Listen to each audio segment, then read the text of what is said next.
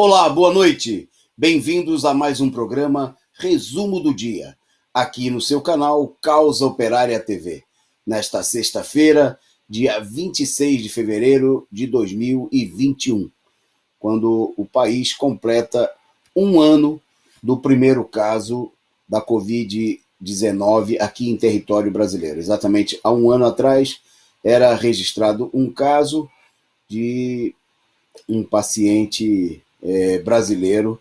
Bom, de lá para cá, nós chegamos aí a mais de 10 milhões de pessoas infectadas e ontem e hoje com recordes de pessoas mortas em um único dia, em 24 horas. Nós vamos falar desse tema, mas hoje vamos destacar também e principalmente a mobilização amanhã, né, pela liberdade de Lula, por Lula liberdade plena, restituição dos direitos políticos, Lula livre, Lula candidato e Lula presidente.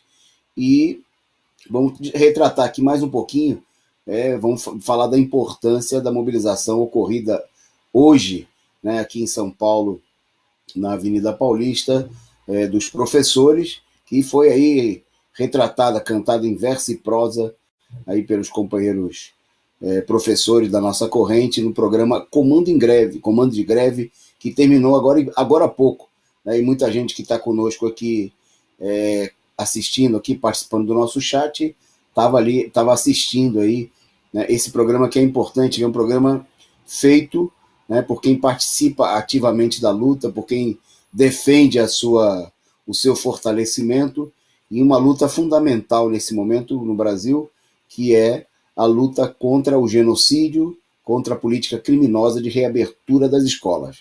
Né? Isso no momento de profunda crise no país, como nós vamos ver aqui no programa de hoje. Então, antes da gente passar aqui a nossa pauta, dar o nosso boa noite aqui, um salve para algumas pessoas que estão aí no nosso chat, participando aqui do programa, vocês todos aí, a vocês e aos demais, né, pedir aí que vocês espalhem o link, divulguem aí, o link aqui do nosso canal, da Causa Operária TV, do nosso programa, né, para chamar o pessoal para assistir conosco. Então, boa noite aí para Ana Matos, Rude Pride, companheiro Sem Chance, Fernandes da Silva, né, muita gente também que estava assistindo antes do nosso programa e continua por aqui, pessoal que acompanhou o Comando de Greve, como a Carla Silva, a nossa saudação, companheira Angel, também mandando a nossa saudação, a companheira Kathleen que esteve hoje conosco lá na Avenida Paulista, na mobilização.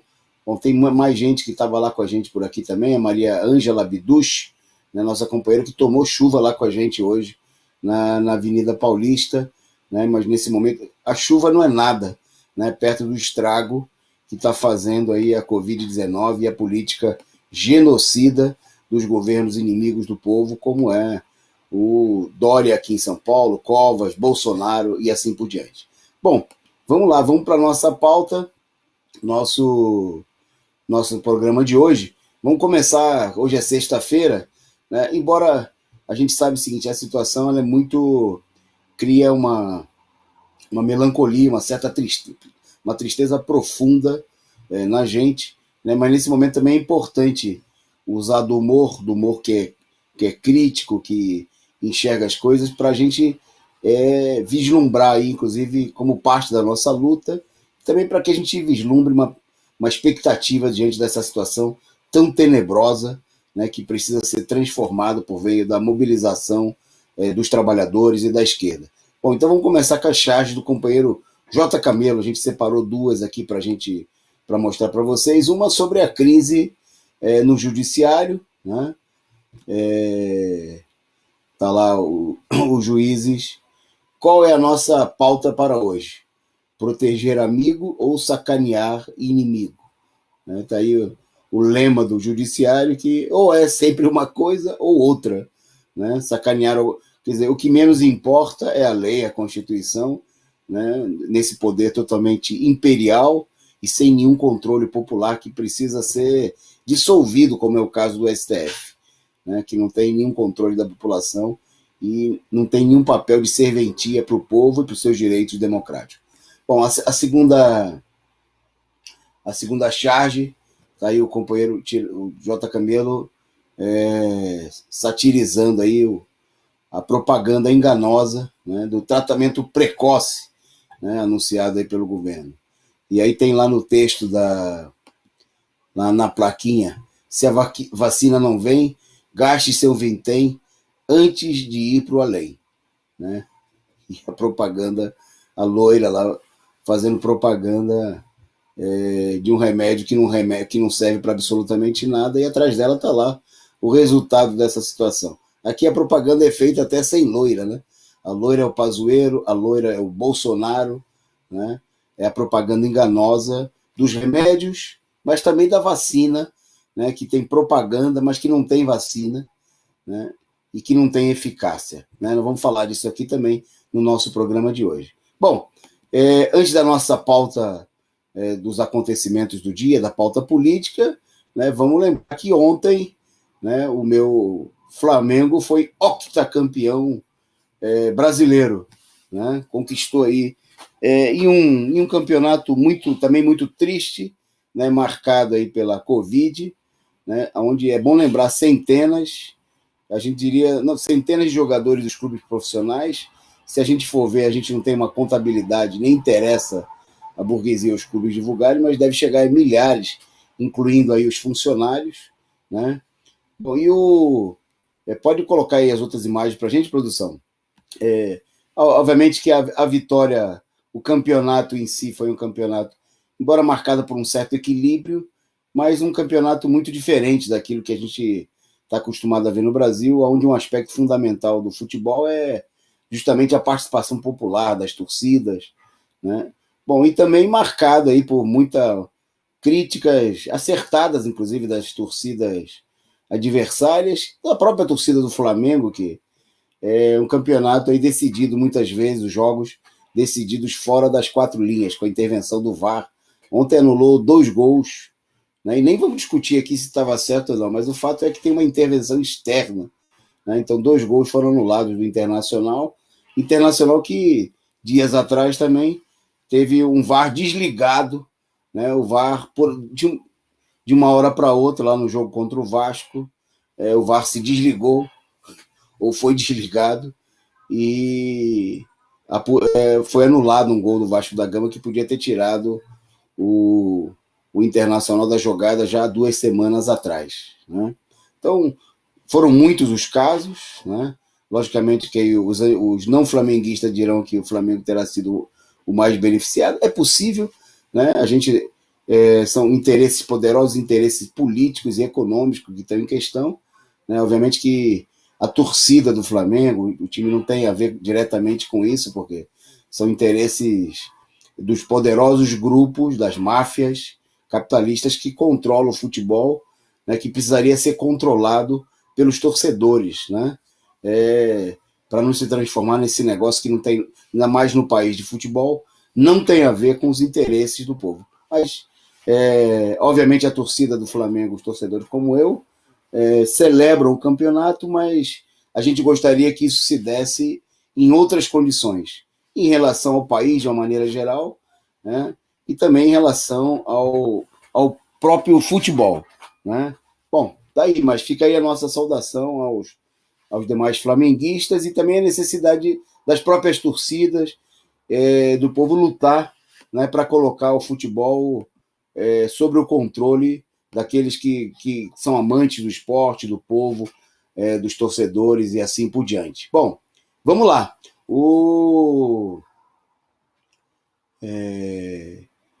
Na nossa pauta agora, a situação de caos total instalada no país, né? O país tinha hoje pelo menos 7 capitais com mais de 90% de ocupação nas UTIs, né? Ao completar um ano da Covid, né? Para a gente ter ideia da situação, tamanha a idade da crise, em São Paulo onde você tem aí essa situação de superlotação, você tem hospitais da população pobre, aí como hospitais públicos como Emílio Ribas, né, por um lado, e também hospitais como Albert Einstein, né, provavelmente um dos mais caros, se não o mais caro do país, o hospital da elite, né, 100% dos leitos ocupados. Agora há pouco eu vi aqui o Albert Einstein tem 104% de ocupação, o que só era possível porque já tem pessoas na lista de espera, né, aguardando aí que alguém morra ou se recupere, né, para poder aí assumir o lugar. Imagina nos hospitais públicos o tamanho dessa fila de espera. Nós temos visto aí em muitas cidades essa situação, né? Isso se dá no momento em que o Brasil completou exatamente um ano do primeiro caso, né? O estado de São Paulo bateu recorde de internação também nessa sexta-feira. São 6.846 pessoas internadas em UTI com Covid. 6.846 pessoas, né? E um boletim da Fiocruz, divulgado ontem, mostra que a taxa de ocupação de leitos na UTI no SUS, no país, também está no pior cenário desde o início da pandemia, né? Então, a situação é uma situação totalmente para lá de fora de controle, né? São Paulo, vocês têm a imagem aí, o governador mais uma vez alterou as fases, mas mostrando que esse quadro aí colorido aí é um quadro que tem aí uma demanda política, né? O governador retrocedeu aí em fases, São Paulo e outras 3 regiões retrocederam à fase laranja, quando na realidade a situação já é para lá de vermelha, né? Uma situação de extrema urgência e, inclusive, o noticiário dá conta de que há uma disputa com o chamado setores médicos que assessoram o governo, que estavam defendendo aí, né, o fechamento mais rígido, né? Obviamente, por exemplo, nós vamos falar desse tema, inclusive com o fechamento das escolas, né? E o Dória, mostrando aí a política genocida do governo, da mesma maneira que Bolsonaro se opôs a ele, que é o governador que se diz científico, né? Nem mesmo tem uma crise aí com o setor médico que assessora o governo, que está defendendo, né, os cientistas do governo, né, que a gente sabe também que são elementos com vinculações políticas, se opondo aí, tendo atritos com o próprio governo diante dessa situação. A Neide Maria, acho que Neide M, comentando aqui no nosso chat que Uberlândia e região do Triângulo Mineiro, fila de 124 esperando leito de UTI. 124. Quer dizer, a situação aí também totalmente fora de controle, né? Boa noite aí o Fabiano Proletário, que também está por aqui, né? Participando aí da nossa transmissão, do nosso chat aqui de alto nível, né, com companheiros aí comentando as notícias, dando informações, participando, e o pessoal também por aqui mandando aí a sua contribuição, né? E a gente desde já agradecendo a companheira Carla Silva comparecendo aqui, mandando aqui o seu superchat, a sua figurinha simpática aí, né, com aquela nossa caneca de vinho aqui, com a sua contribuição, a figurinha, para o nosso programa, para o nosso canal. A Carla, que junto com outras que estão aqui no chat também, conosco nós participamos de manhã de uma atividade muito importante na manhã de hoje, né? Os comitês internacionais aí de luta contra o golpe, as células internacionais do PCO promoveram um debate sobre as perspectivas aí da situação em torno da candidatura da luta, né, pelos direitos políticos de Lula, né, e do problema também da candidatura do Lula, da candidatura da esquerda no Brasil. Eu tive o prazer de participar com os companheiros, reunindo aí companheiros de cerca de 10 países, né? Tinha companheiros como a Carla do Reino Unido, companheiros da França, Áustria, Espanha, Finlândia e outros lugares agora que eu não me recordo, Portugal, né? Também participou como palestrante, debatendo conosco aí, um debate que eu achei muito interessante. A ex-deputada do Parlamento Europeu, a Hilda Figueiredo, que também comanda, dirige aí o Comitê de Promoção da Paz de Portugal. Havia vários companheiros também de Portugal, de várias regiões. Achei o debate muito importante, né, porque a gente fez toda a discussão sobre a perspectiva da esquerda no Brasil, a importância da defesa da candidatura do Lula, o avanço da direita também, né, não só aqui no Brasil, mas em várias regiões do mundo, né? Bom, o pessoal está editando, né? Provavelmente vamos divulgar mais à frente aí o vídeo, esse material que eu achei, mas de qualquer maneira, muito oportuna e importante a iniciativa dos companheiros dos comitês de luta, né, do Comitê Internacional, dos companheiros aí do PCO Europa. Bom, saudar aí a Angelina Dias, o Caio, né, que agora há pouco apresentou aí com bastantes elogios aqui no nosso chat, ele junto com a Lília e a Aline apresentaram aí o programa Comando de Greve, que está aqui conosco, participando do chat. Para aqui postar só tendo Face, nosso companheiro mandando aqui a sua contribuição, muito obrigado. Boa noite aí a Angelina, lembrando que o Fique em Casa é só na madrugada, daqui a pouquinho, a partir das 23 horas, né, o Dória instituiu aí em São Paulo o toque de recolher. Bom, e aí nós vamos pegar esse gancho para ir para o próximo ponto da nossa pauta, né, que é justamente a intensificação da política de repressão no país. A pandemia, quer dizer, não é que há uma procura de caçar e matar o vírus, ou destruir, né, a sua multiplicação, a sua reprodução. Não, a repressão é contra o povo mesmo, né?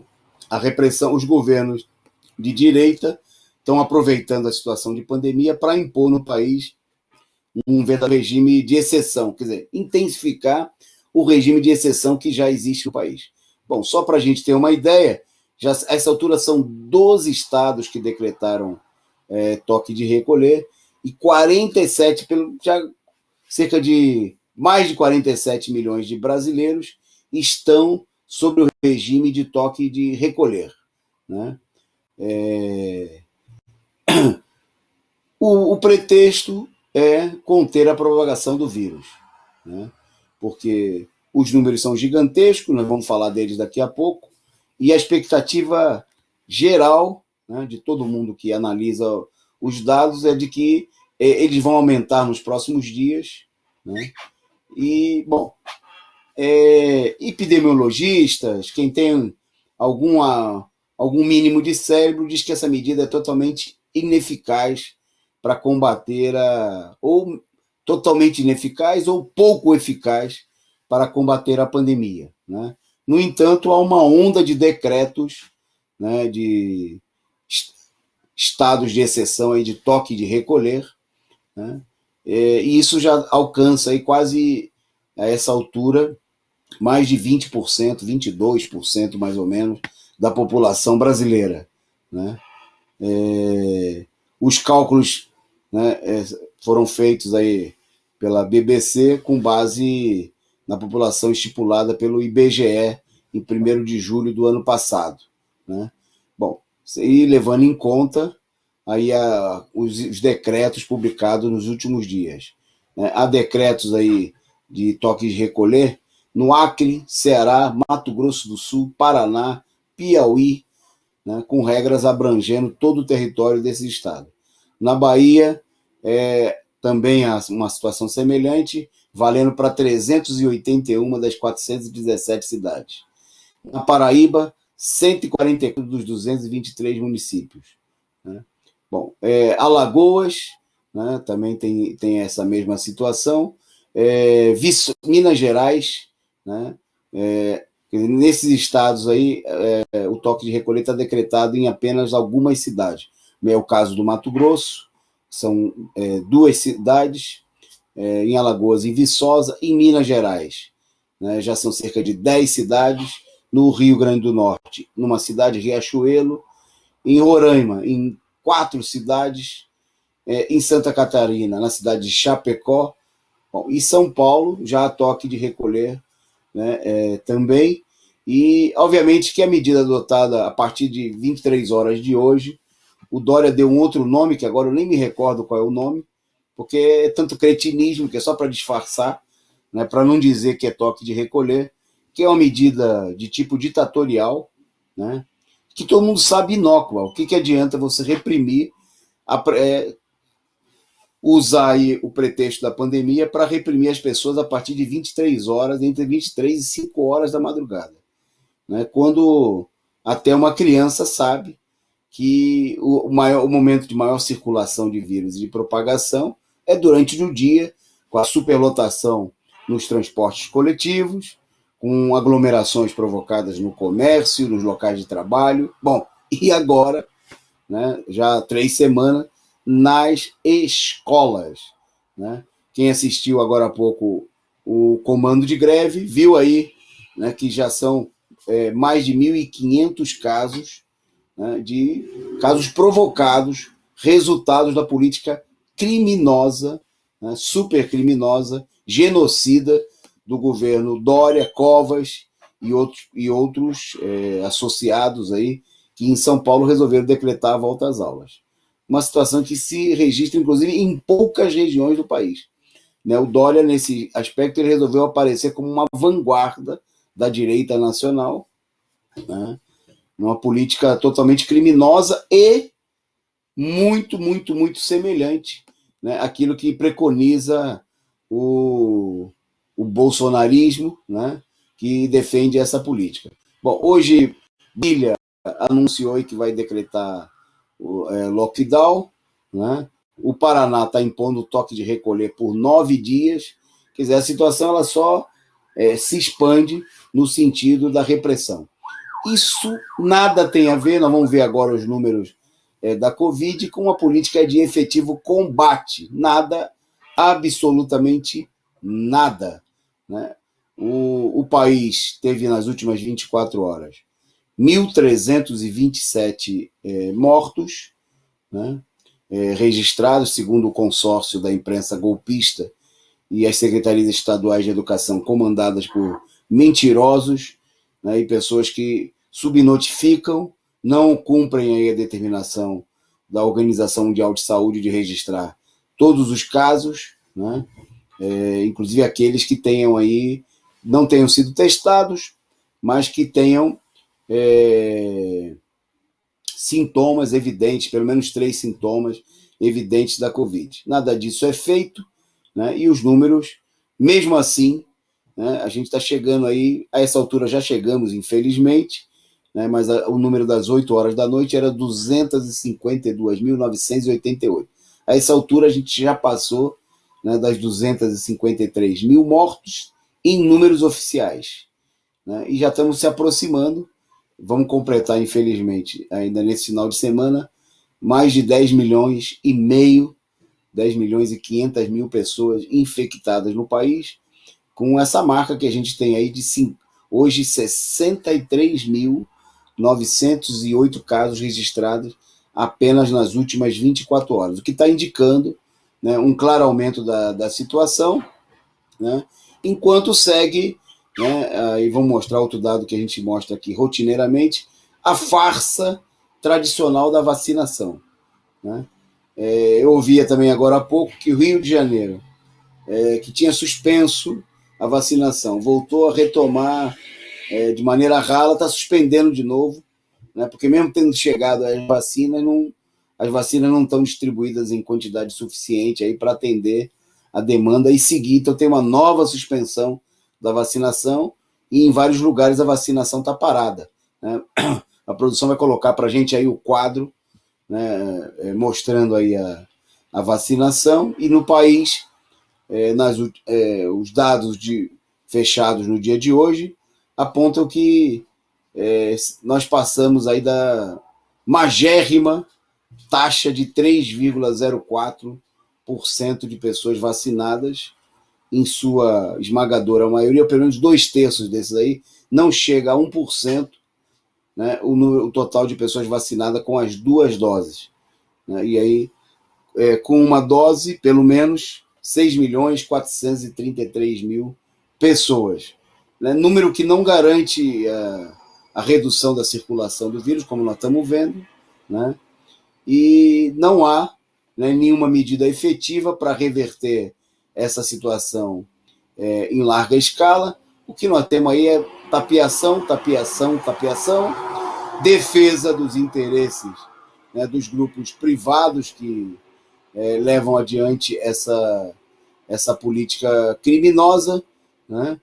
E nós temos aí a própria Organização Mundial de Saúde, né? Tem aí a imagem do diretor, o Mike Ryan, que disse que o Brasil vive uma tragédia. Nem precisaria ser especialista em nada, né, para perceber isso aí, é só olhar a realidade do número. Né? Mas ele lembrou que o país já está num período muito prolongado com alta taxa de casos e mortes. Né?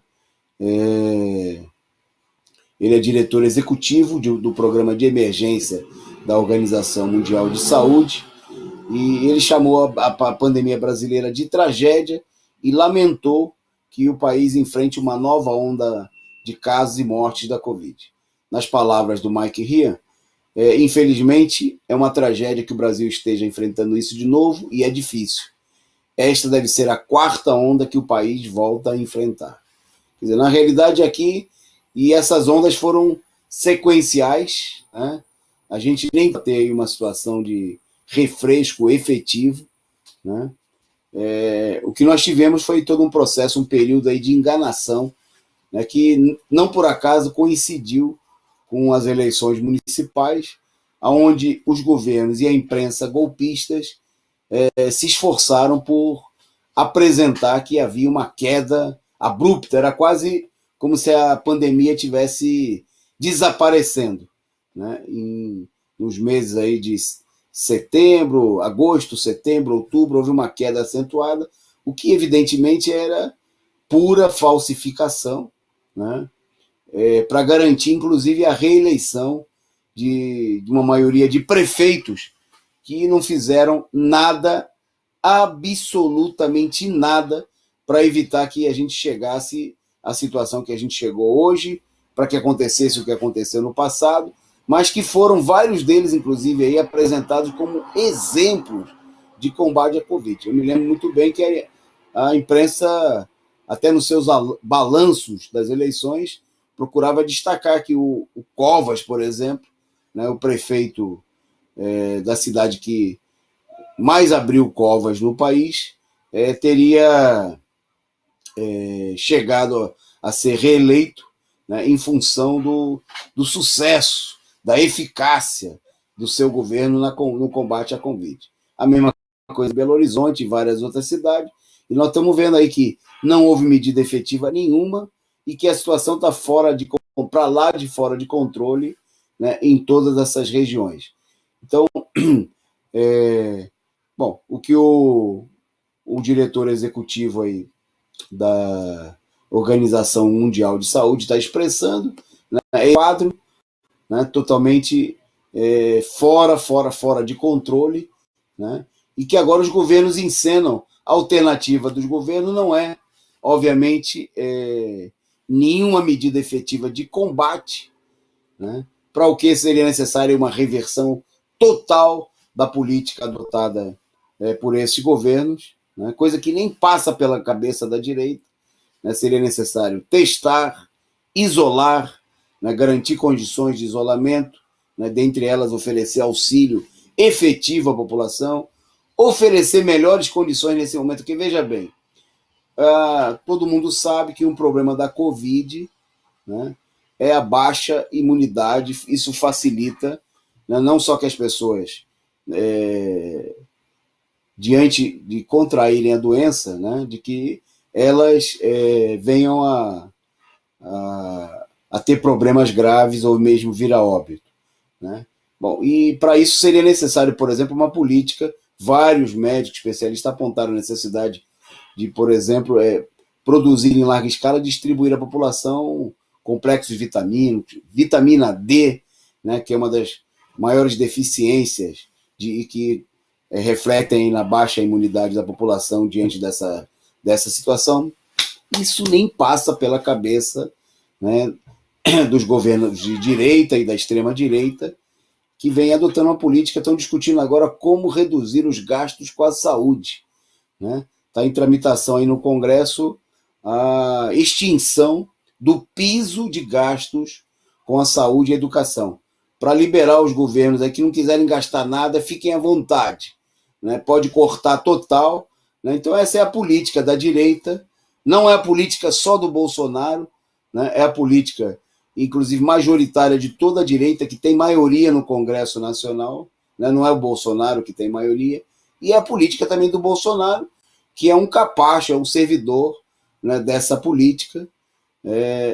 Então a gente vê aí que a política, o disfarce, toda a repressão vem para encobrir aquilo que eles não fazem, e obviamente há uma clara preocupação de tentar evitar que haja uma reação popular, né? Porque todos esses governos estão vendo aí que há uma tendência à explosão social, à revolta. Né? Então, antes que o povo se revolte, né, vamos reprimir, vamos proibir tudo, vamos proibir reunião, vamos proibir manifestação. É uma política de estabelecer no país uma verdadeira ditadura. Né? Não é mais do que isso. Né? E o toque de recolher é uma característica muito marcante das ditaduras.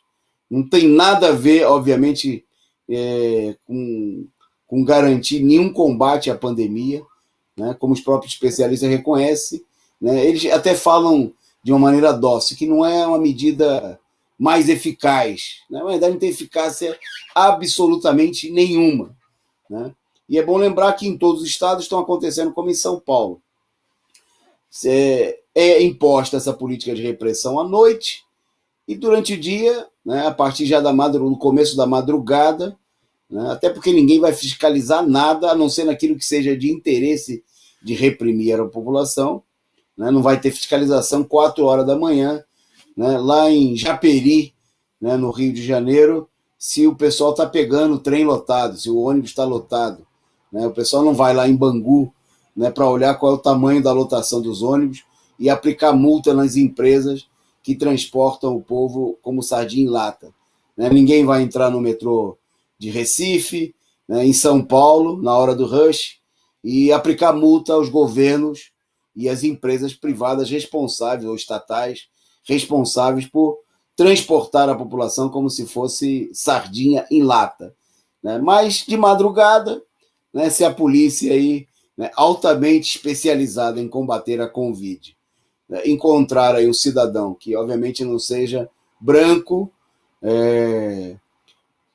de uma região nobre da cidade, né, encontrar esse cidadão pela rua, num bairro de periferia, numa situação que desagrade as forças de repressão, nós vamos ver aí o pau comer solto. É a política de multar para faturar em cima, né, do pequeno comerciante, do trabalhador, de tirar proveito da crise para reforçar a política criminosa, tenebrosa de repressão da direita e da extrema-direita no país. Bom, vamos avançando. Né? Vamos avançando. Uma breve nota sobre o pedido de saída. Né? Pediu para sair antes que fosse saído, né? A gente poderia dizer assim, o presidente do Banco do Brasil, o André Brandão. Né? Está aí em todos os órgãos da imprensa golpista, mesmo que ainda não tenha sido confirmado, ou pelo menos até o começo da noite, ele não tinha sido confirmado oficialmente. Né? E abriu aí, inclusive, já, né, ele nem deixou o assento e já está em disputa aí os grupos políticos que se articularam aí, que se aliaram em torno aí do governo Bolsonaro, né, inclusive no processo de eleição da Câmara dos Deputados, já deu lugar aí a toda uma corrida para ver quem vai assegurar a vaga. Né? o Brandão anunciou que colocou o cargo à disposição, né? E o que se veicula, né, é que não houve um entendimento entre ele e Bolsonaro desde quando o presidente do banco criticou o plano de enxugamento e corte de pessoal do banco, né, fechamento de agências, demissão em massa de trabalhadores, né, e isso aí teria iniciado um processo aí de fritura do presidente do Banco do Brasil. Bom, e aí tem toda uma discussão em torno de quem já indicações aí da ala militar, né, se fala em indicações como do atual secretário executivo do Ministério da Cidadania, Antônio Barreto Júnior, né, e entre outros, né. Há toda uma discussão em torno dessa. Na equipe econômica, também segundo a imprensa capitalista, a movimentação é em torno de deslocar o presidente do BNDES, Gustavo Montesano, para o Banco do Brasil, né? Bom, isso aí está dando lugar a especulações sobre a própria queda das ações do Banco do Brasil, que já se verificou, né? E está mostrando aí a guerra de pressão do próprio mercado sobre o governo Bolsonaro, né? Que, como a gente viu aí na queda das ações da Petrobras, né, provocada aí entre a política ultra-reacionária dos atuais dirigentes da Petrobras, também do Banco do Brasil, né, e a política de encenação, né, a política de tentar aí fazer uma média eleitoral do governo Bolsonaro, que precisa, de alguma maneira, contentar, né, a setores que formam a sua base de apoio eleitoral, né? Nesse sentido, o Banco do Brasil é um banco fundamental, né? É o banco mais importante, por exemplo, no crédito agrícola no país, né? E aí tem todo o interesse de setores do latifúndio, do agronegócio, interessado aí no comando desse setor e com choques, atritos na política pró-imperialista, né, estação levada adiante aí pelo presidente do banco, do atual presidente do Banco do Brasil, André Brandão, né? Isso aí é mais um foco de atrito, de crise no governo Bolsonaro e entre os setores, os distintos setores da burguesia, né? Diante do que é importante, fundamental ver essa situação e que a esquerda tenha uma política, né, de conjunto, né, para se opor aí às duas alas da burguesia no meio dessa crise, né, como levantando aí a mobilização pelas reivindicações populares, né, pelo fora Bolsonaro, né, entre outras medidas. Bom, o Bolsonaro, por sua vez, hoje saiu aí com as suas declarações para fazer aí espetáculo, né, jogar aí e a declaração aí mais recente e de destaque, né, nas palavras do presidente ilegítimo, foi a seguinte: não reclame de dificuldade. Sofro ataques 24 horas por dia, mas entre esses que atacam e vocês na frente. Não vamos desistir daquilo. Afinal de contas, sou imbrochável, né? Foi a afirmação aí do Bolsonaro. Bolsonaro, o imbrochável. Bolsonaro que está destruindo, parte da política da direita golpista, que desde 2016, já antes disso, com a campanha pelo golpe, né, vem destruindo o país, levando o país ao maior retrocesso econômico, social, né, em tudo que você pode pensar que seja de interesse do povo brasileiro. Nós estamos totalmente ladeira abaixo, e o presidente de defeito para fazer média com seu eleitorado, né? Mas obviamente sem tocar em nenhum aspecto fundamental de interesse do povo brasileiro. Bom, agradecer aqui a participação do pessoal no nosso chat, pedir a você que contribua conosco, mande aí faça como a Carla Silva, para aqui postar só tendo Face, mande aí o seu superchat, a sua contribuição, para ajudar a fortalecer o nosso canal, né? Sua contribuição, ela é muito, muito importante para nós, para sustentar a ativa revolucionária dessa imprensa independente e ao lado dos trabalhadores, que é a TV Causa Operária, né, parte da rede Causa Operária de Comunicações. Bom, avançando na pauta, vamos dar destaque aqui a duas notas internacionais, antes da gente falar no final do programa aqui dos atos do Lula e quem sabe mostrar mais uma vez algumas imagens das manifestações de hoje aí, né? Bom, em primeiro lugar, um fato que, além de mostrar aí o canibalismo, a política criminosa do imperialismo, vai deixando evidente, ao contrário de tudo aquilo que a esquerda dizia, né, de que a eleição do Joe Biden era um progresso, né, era uma coisa progressiva, era o combate, era a luta contra o fascismo, né, representava uma vitória, né, segundo aí muitos setores da própria esquerda, que repetiam aí as afirmações da imprensa golpista. Pois bem, mostre aquilo que nós destacávamos, né, que o Joe Biden representa o fortalecimento dos setores mais reacionários e mais poderosos do imperialismo mundial, né? O governo dos Estados Unidos lançou hoje um ataque aéreo na Síria, né, bombardeando a Síria, né, a pretexto de atingir estruturas de milícias apoiadas pelo Irã. Agora, a Síria virou território norte-americano, quer dizer, os Estados Unidos vai lá, bombardeia, né, supostamente porque tem interesses feridos aí, desagradados, né, se a gente pode dizer assim, no país, e como se fosse aí a polícia do mundo, né? Eles realizaram lá toda uma operação, a primeira operação militar da era Joe Biden, né, justamente contra o território sírio, né? As forças aéreas norte-americanas lançaram um ataque contra uma estrutura que pertencia, supostamente, segundo eles, né, e da maneira que repete também aí a imprensa golpista internacional, né, que pertencia à milícia apoiada pelo Irã. E os dados, obviamente, foram divulgados pelo Departamento de Defesa, e os ataques seriam resposta aos recentes ataques sofridos pelos Estados Unidos e sua coalizão no Iraque.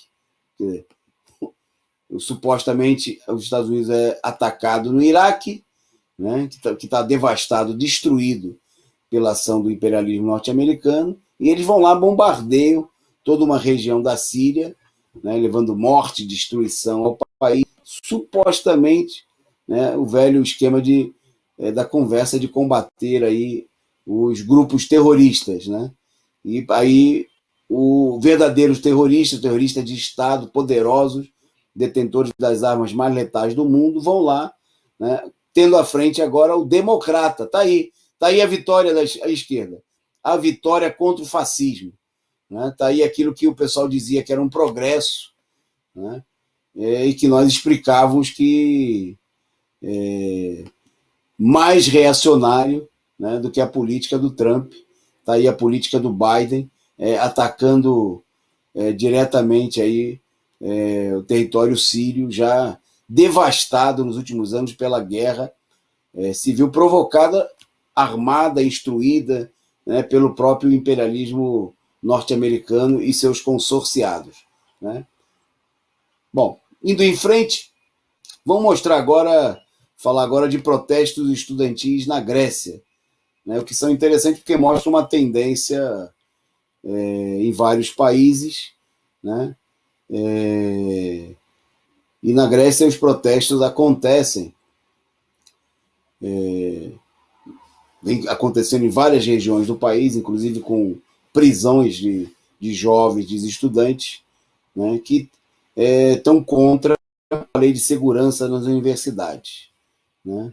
O parlamento dominado pela direita, a polícia estabeleceu que a polícia pode patrulhar as instituições universitárias e efetuar prisões das universidades, que é uma intervenção, né, de tipo militar, tipo a PM aqui em São Paulo invadindo a USP, né?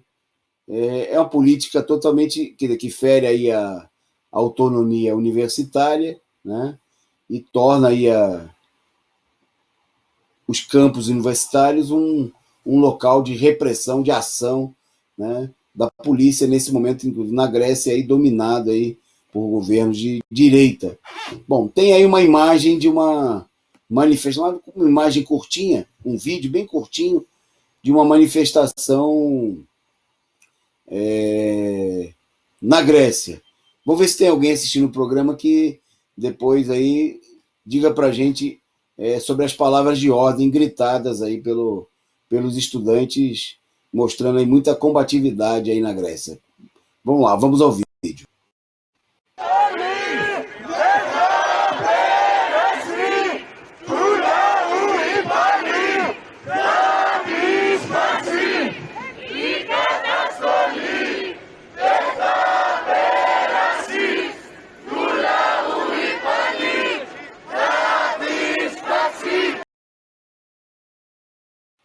Como vocês viram aí, né, tem uma expressão aqui comum no Brasil que é grego, né? E não tem um canal que consiga, a gente consegue entender nada. Eu, há muitos anos atrás, estive num partido de esquerda na Grécia, né, e uma expressão muito comum que a gente usava para o pessoal era, bom, vocês estão falando grego, né, para dizer que tinha que estar em outro, porque grego, de fato, não é o nosso forte, é uma língua bastante difícil e estranha ao nosso vocábulo e aos conhecimentos. Mas vocês viram aí uma tendência de luta da juventude na Grécia, como acontece em outros países, né, diante da política imperialista que, diante da crise, vem intensificando aí a política de corte de verba na área da educação, né, onde há ainda o ensino público, e de repressão à juventude, né, como essa medida na Grécia de permitir a apreciação da polícia no interior das universidades. Bom, vamos aqui, enquanto vou pedir para a produção preparar aí para o programa algumas imagens mostradas aí no comando de greve sobre o ato aqui de São Paulo, mas antes vamos falar, né, de um tema central também do nosso programa,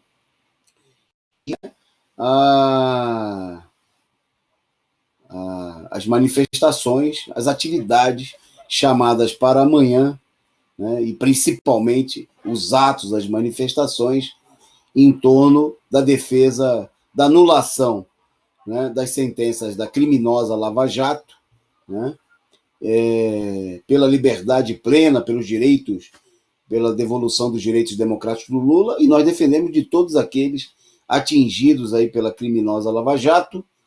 E, bom, vamos começar.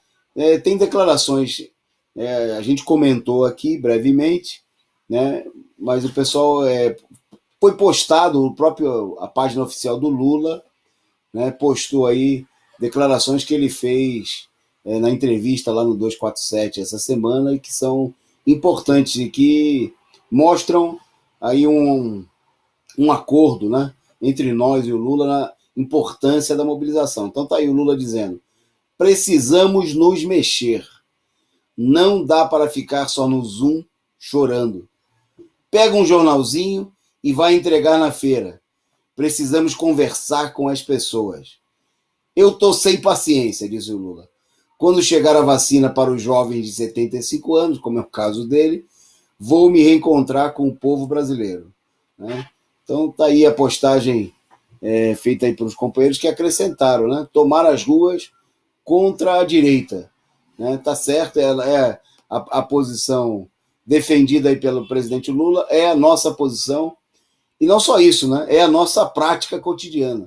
Né? Nós somos o partido que impulsiona os comitês de luta, comitês que estão aí nas feiras, que estão aí nos mutirões de domingo, entregando o jornalzinho, né? Conversando com as pessoas, convocando a população, mostrando o caráter criminoso, né, reforçando o caráter criminoso da operação da quadrilha da Jato, né, e chamando aí a mobilização.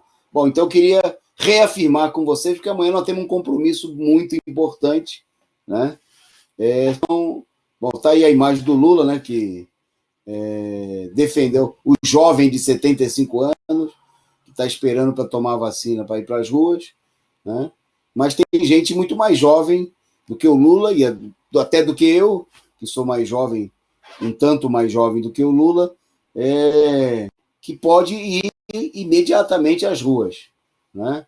E que o Lula está fazendo o seu papel aí, defendendo a mobilização, usando de todo a influência, o poder que ele tem aí em várias entrevistas, se opondo, né, à política de, por exemplo, de alguns setores da direita, dentro da própria esquerda, de tratar o problema eleitoral simplesmente como uma negociação que você faz aí com a direita, e está colocando claramente as coisas no terreno da mobilização.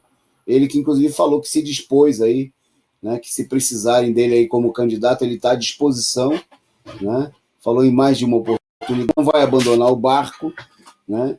E também colocou que a anulação das medidas no STF só vai ser possível mediante uma ampla mobilização. Então a tarefa é botar o bloco na rua, né? O bloco na rua não como fazem algumas pessoas aí só para defender candidatura, só para lutar aí por interesses particulares na situação política. Botar o bloco na rua, né, para defender o político do Lula, a sua presença aí no cenário político, através da restituição desse direito como candidato. A questão fundamental não é apenas, ou não é para o companheiro Lula, né, mas é fundamental porque essa candidatura é capaz de impulsionar uma ampla mobilização do povo brasileiro no momento que nós precisamos profundamente disso, né? É uma necessidade mobilizar aí em torno dessa candidatura para agrupar os trabalhadores, né? A Silva anunciou, vamos abrir um comitê de luta em Atenas. Opa, fantástico, é isso aí. Tem que abrir comitê de luta no mundo todo, né, para impulsionar uma perspectiva de mobilização independente dos trabalhadores, da juventude, contra os governos da direita, né, em defesa dos direitos democráticos do povo. Está aí. O pessoal se manifestando aqui, né, da importância, o Leon Trotsky, o companheiro que tem como pseudônimo o nome do dirigente russo, da Revolução Russa, ao lado de Lenin, dizendo amanhã todos nas ruas, é isso aí. Amanhã, então vamos mostrar aí a produção, acho que separou para a gente, tem a convocatória do ato, o cartaz que convoca os atos aqui em São Paulo, né? O ato acontece a partir das 15 horas no MASP, né, na Avenida Paulista, né? De lá nós vamos seguir uma pequena passeata até a Justiça Federal, né, para protestar contra as condenações impostas ao presidente Lula e a todos aqueles que foram condenados aí por essa organização criminosa e fraudulenta que é a Lava Jato, né? Os atos acontecem também no Distrito Federal, no mesmo horário, às 15 horas, lá em frente ao STF. O pessoal vai se concentrar no espaço do servidor e seguir até a frente do Supremo Tribunal Federal para realizar ali o seu protesto. E tem ato também de manhã, pela manhã, lá no Rio de Janeiro, 10 horas, no Posto 2, em Copacabana, né, em protesto, manifestação dos companheiros da esquerda, do Comitê de Luta contra o Golpe, né, os companheiros da FIST sempre estão lá junto, atuando nessa mobilização, e outros setores aí da esquerda, né, se mobilizando juntos. Aqui em São Paulo também vai ter companheiros do PT, companheiros dos comitês de lutas mais diversos, como companheiros do comitê lá da Ponte Rasa, né, e de outras regiões, das várias regiões de São Paulo, participando dessa mobilização, também companheiros do interior. Então amanhã, né, 15 horas, você tem 2 compromissos amanhã. Pela manhã, análise política da semana, com o companheiro Rui Costa Pimenta, aqui no canal Causa Operária TV, a partir das 11h30.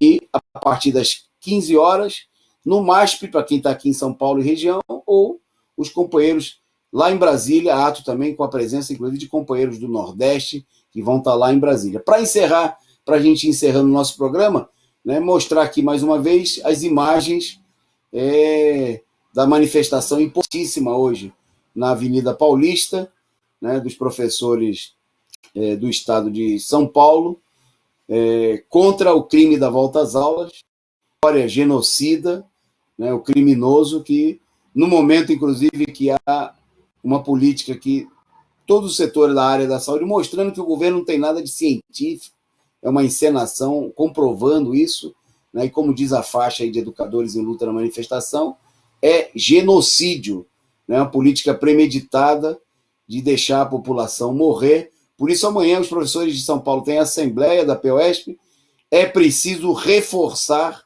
reafirmar a continuidade da greve, realizar novas manifestações como as de hoje, né, na Avenida Paulista, que foi até a Secretaria de Educação, né, ampliando a mobilização e superando a sabotagem, né, que hoje, mais uma vez, se vê dos pelegos, como o presidente do Sindicato dos Trabalhadores da Educação do município de São Paulo, o SINPEM, né, o vereador Tucano, não é propriamente, é da base tucana, né, ele é do Partido Cidadania, uma sublegenda do PSDB em São Paulo e em todo o país. E da chamada esquerda, a esquerda de aparência, que posa de radical, mas que está defendendo aí ardorosamente a greve dos professores, e hoje sabotou a manifestação na Paulista. PSOL, PCdoB, PSTU, que não chamaram ninguém para o ato, né? Ou mandaram algum representante só para ver se o ato era um fracasso, que não foi, né? Foi uma importante mobilização, a primeira mobilização de rua da greve dos professores, né? E defendendo aí interesses particulares, pessoais, de grupos, né? Contra a greve. Então, amanhã, aprovar a greve e aprovar a nova manifestação na rua, na Paulista, na próxima semana, porque o único caminho é o caminho da luta e da mobilização para derrotar os governos da direita, como o Dória, Bolsonaro e todos eles. Um forte abraço a todos vocês, né? Amanhã a gente se vê na análise política da semana. Obrigado aí ao Leon Trotsky pela contribuição e a todos os demais que participaram do nosso programa. A gente volta... Bom, amanhã a gente se vê aí nas manifestações que vão ser transmitidas pelo nosso canal. Obrigado aí ao Tommy Lee Vargas, aí um superchat, e afirmando, unidos na luta e na esperança. É isso aí, companheiro. E a gente volta amanhã diretamente dos atos, né? Vamos estar junto com vocês, e no domingo a gente se encontra aqui 20h30 com o resumo da semana. Um abraço e um bom final de semana de luta.